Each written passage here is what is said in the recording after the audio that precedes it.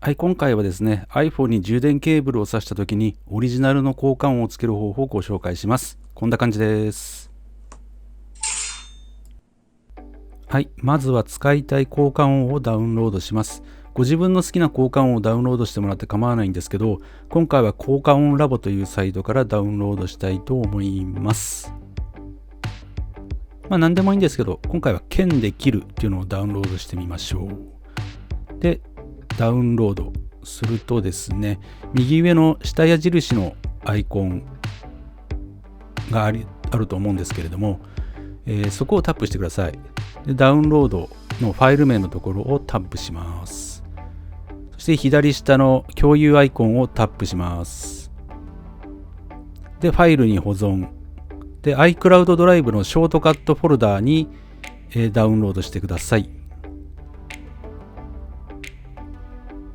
次、ダウンロードしたらですね、ちゃんと保存されているか確認しましょう。ファイルアプリからですね、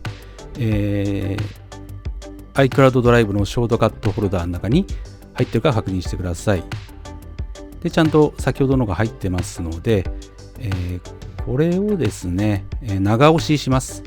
で、情報という部分をタップします。で、今度はですね、ファイル名のところを長押しするとコピーで出てくるんで、これをタップしておいてください。これでファイル名がコピーされます。ここまでで一旦ちょっと終了。はい、まずショートカットアプリを開いてください。それの、下の真ん中、オートメーションをタップします。個人用オートメーションを作成をタップしてください。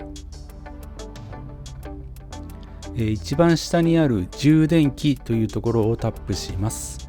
で、充電されているにチェックを入れて次へをタップします。で、アクションを追加。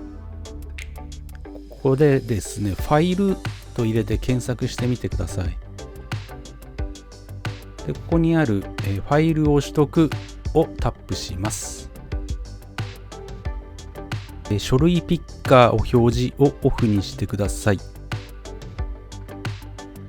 ここのファイルパスですね、先ほどコピーしたファイル名をここでペーストします。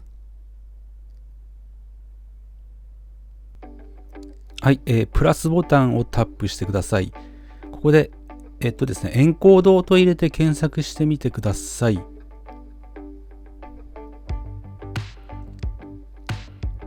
はい、そしてメディアをエンコードをタップします。表示を増やすをタップしてオーディオのみにチェックを入れてください。そしたら下のプラスボタンをタップしましょう。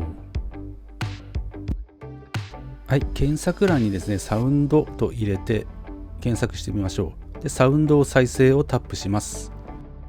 はい、次に右下にあるですね、再生ボタンをタップして音楽を再生してみてください。問題なければですね、右上にある次へをタップしましょう。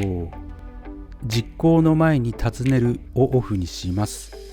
で、尋ねないをタップしましょう。